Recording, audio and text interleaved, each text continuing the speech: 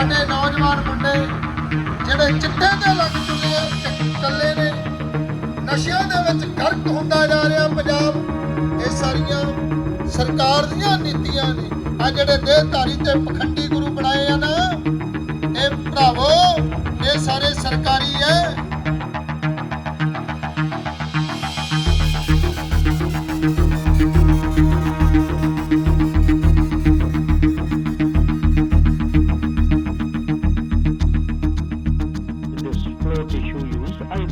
Let me actually answer it, because I think there's a bigger issue involved.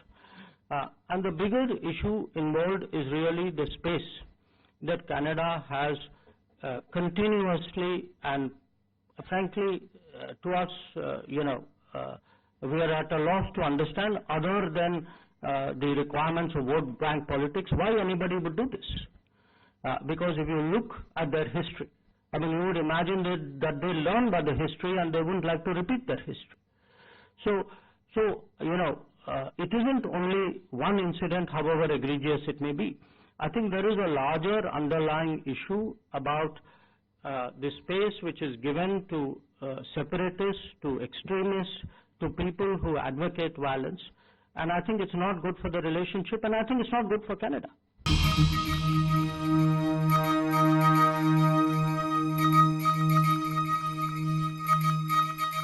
मैंने देखी है झांकी जो कनाडा में निकाली गई है।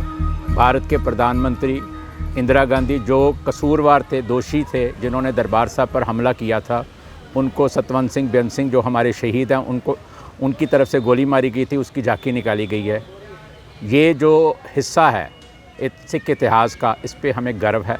ये हमारा पार्ट एंड पार्सल है, हमारे इतिहास का एक ऐसा हिस्सा है जिस पर हमें गर्व है। और मैं समझता हूँ कि ऐसा गौरवमयी हिस्सा जो है वो हम हर बार कहीं ना कहीं इसी रूप में अपना प्रकट करते हैं।